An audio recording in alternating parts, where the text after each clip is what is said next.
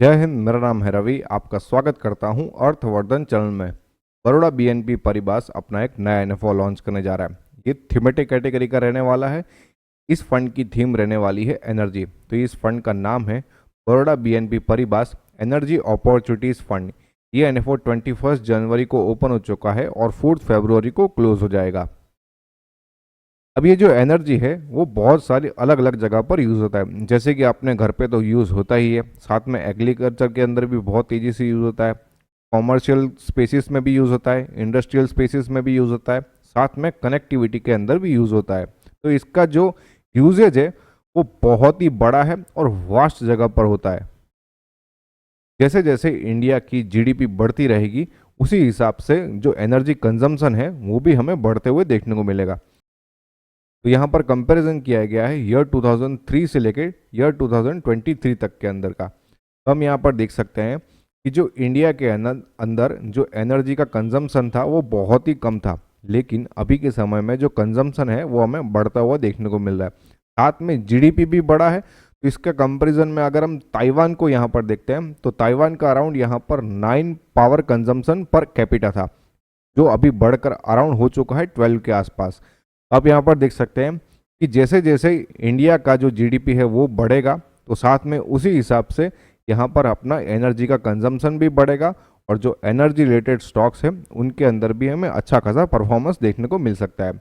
इसको थोड़ा और विस्तार से समझते हैं। हम चाइना का यहाँ पर एग्जाम्पल लेते हैं। यहाँ पर हम देख सकते हैं कि जीडीपी पर कैपिटा का जो ग्राफ है वो आपको यहाँ पर कंटिन्यूसली बढ़ते हुए देखने को मिल रहा है। साथ में यहाँ पर इलेक्ट्रिसिटी कंजम्पशन पर कैपिटा है वो भी हमें साथ में बढ़ते हुए देखने को मिल रहा है।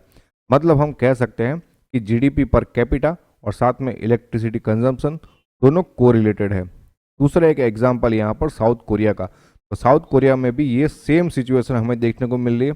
जैसे जैसे जीडीपी पर कैपिटा बढ़ रहा है उसी हिसाब से इलेक्ट्रिसिटी कंजम्पशन पर कैपिटा भी हमें बढ़ते हुए देखने को मिल रहा है। अभी इंडिया भी इस मामले में पीछे नहीं रहने वाला है। लास्ट 4 साल के अंदर जो एनर्जी कंजम्पशन है वो बहुत ही तेजी से हमें बढ़ते हुए देखने को मिल रहा है। और जैसे जैसे फ्यूचर के अंदर इंडिया का जीडीपी बढ़ता रहेगा उसी हिसाब से हम देख सकते हैं कि यहाँ पर जो एनर्जी का डिमांड है वो भी हमें बढ़ते हुए देखने को मिल रहा है। तो ये फ्यूचर का जो ग्राफ है उसको भी आपको कंसिडर करना चाहिए। अब इंडिया की टॉप 500 कंपनीज के अंदर से 150 जितनी कंपनीज वो मात्र एनर्जी थीम के रिलेटेड ही है। मतलब हम दूसरे तरीके से कहें तो निफ्टी 500 के अंदर 1/3 जितनी कंपनीज जो है वो यहाँ पर एनर्जी थीम रिलेटेड ही है। अब ये जो थीम है ये बहुत छोटा नहीं है, बहुत ही वास्ट थीम है। इसके अंदर बहुत सारे कंपोनेंट्स आते हैं, जैसे कि कोल है, यहाँ पर गैस है, यहाँ पर ऑयल है, पावर ट्रांसमिशन है, डिस्ट्रीब्यूशन है, जनरेशन है, पावर ट्रेडिंग है, यहाँ पर कोल है, गैस है, मेटल माइनिंग और सीमेंट, और भी बहुत सारे कंपोनेंट्स आप यहाँ पर देख सकते हैं। अब ये जो एनर्जी वाला इंडेक्स है इसका जो परफॉर्मेंस है वो भी हम देख सकते हैं कि बहुत ही शानदार हमें देखने को मिल रहा है। इसका कंपैरिजन यहाँ पर निफ्टी 500 के साथ में किया हुआ है। तो यहाँ पर 1 साल के अंदर, 3 साल के अंदर, 5 साल के अंदर, 7 साल के अंदर और 10 साल के अंदर किस तरीके से रिटर्न निकल रहा है तो वो आप यहाँ पर देख सकते हैं। लास्ट 10 साल से यहाँ पर 17.1 CAGR के हिसाब से हमें रिटर्न देखने को मिल रहा है। वहीं साथ में अगर हम निफ्टी 500 को कंपेयर करके देखते हैं तो यहाँ पर 13.9% CAGR के हिसाब से रिटर्न मिल रहा है। मतलब यहाँ पर निफ्टी 500 से ज़्यादा रिटर्न हमें यहाँ पर निफ्टी एनर्जी के अंदर देखने को मिल रहा है। और अगर हम वैल्यूएशन वाइज भी अगर हम बात करें तो हम देख सकते हैं कि जो एनर्जी वाला जो इंडेक्स है उसका जो वैल्यूएशन है कंपेरेटिवली निफ्टी 500 के हिसाब से यहाँ पर हमें सस्ता देखने को मिल रहा है। साथ में अर्निंग पर शेयर ग्रोथ जो है वो भी हमें यहाँ पर ज़्यादा देखने को मिल रहा है कंपैरिजन किसके साथ में, यहाँ पर निफ्टी 500 के साथ में। ओवरऑल अगर हम वैल्यूएशन के मामले में भी बात करें तो बहुत ही शानदार हमें यहाँ पर फिगर्स देखने को मिल रहे हैं। फ्यूचर के अंदर यहाँ पर 2024 से लेके 2032 तक में हमें जो एनर्जी की डिमांड है वो 2 गुना जितनी बढ़ते हुए देखने को मिल सकती है। साथ में जो एनर्जी बनाने वाले जो कंपोनेंट्स है जैसे कि सोलर है, विंड है, हाइड्रो है, अदर रिन्यूएबल्स है, गैस है और न्यूक्लियर, तो उसके अंदर भी हमें यहाँ पर ग्रोथ देखने को मिल सकता है। तो सबसे ज़्यादा ग्रोथ हमें यहाँ पर देखने को मिल रहा है, जिसके अंदर सबसे ज़्यादा प्लानिंग हो रहा है और एग्जीक्यूशन हो रहा है, तो वो है यहाँ पर सोलर एनर्जी।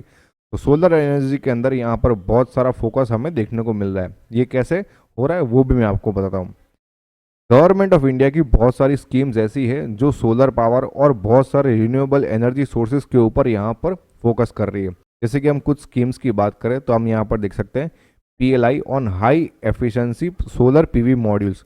दूसरा यहाँ पर national solar mission rooftop solar scheme. साथ में यहाँ पर battery storage PLI and funding.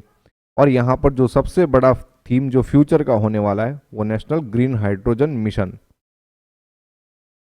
अब इंडिया ऐसी कंट्री है जो फ्यूचर के अंदर ग्रीन हाइड्रोजन को बहुत ही सस्ते दरों के अंदर बनाना की कैपेबिलिटी रखती है, और वो होने वाला है। जैसे जैसे कैपेसिटी बढ़ती रहेगी उस हिसाब से हमको यहाँ पर जो ग्रीन हाइड्रोजन है उसका कॉस्ट भी हमें कम होते हुए देखने को मिल सकता है।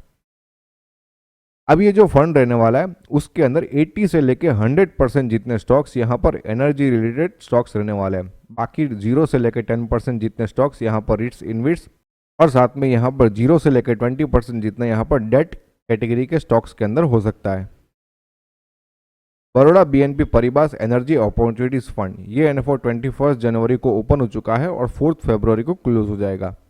इस फंड का बेंचमार्क रहने वाला है निफ्टी एनर्जी TRI, और इस फंड का एग्जिट लोड रहेगा 1% फॉर 1 ईयर। मतलब अगर आप अपने पैसों को विद इन 1 ईयर रिडीम करते हो तो आपको 1% जितना एग्जिट लोड लगने वाला है। लेकिन अगर आप अपने पैसों को 1 साल के बाद रिडीम करोगे तो आपको किसी भी तरीके का एग्जिट लोड नहीं लगेगा।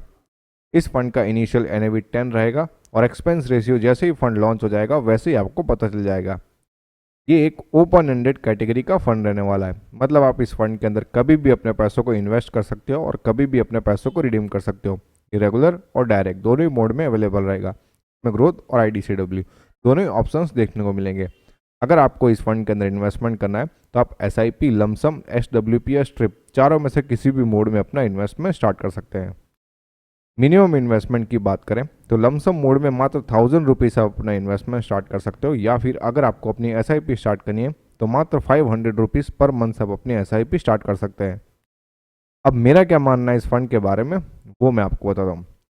ये जो एनर्जी का जो थीम है इसकी डिमांड कभी भी कम नहीं होगी। जैसे जैसे इंडिया का ग्रोथ बढ़ता रहेगा उस हिसाब से यहाँ पर एनर्जी सेक्टर का जो ग्रोथ है वो भी हमें साथ में बढ़ते हुए देखने को मिलेगा। अगर आप लॉन्ग टर्म के लिए इन्वेस्टमेंट करना चाहते हो तो ये फंड आपके लिए सही साबित हो सकता है। अगर आपने और भी कहीं पर भी इन्वेस्टमेंट किया हुआ है तो इस फंड के अंदर इन्वेस्टमेंट करके आप अपने पोर्टफोलियो को डाइवर्सिफाई कर पाओगे। लेकिन एक बात याद रहे, ये फंड शॉर्ट टर्म के लिए तो बिल्कुल भी नहीं है। अगर आपको इन्वेस्टमेंट के रिगार्डिंग किसी भी तरीके के क्वेश्चन है तो आप हमें टेलीग्राम, ट्विटर और इंस्टाग्राम पर फॉलो करके अपने क्वेश्चंस को पूछ सकते हैं, या फिर आप अपने क्वेश्चंस को यहाँ पर कमेंट में डाल सकते हैं। होप ये वीडियो आपको पसंद आया होगा। अगर ये वीडियो आपको अच्छा लगा तो लाइक करो, शेयर करो और सब्सक्राइब करो। Thanks for watching.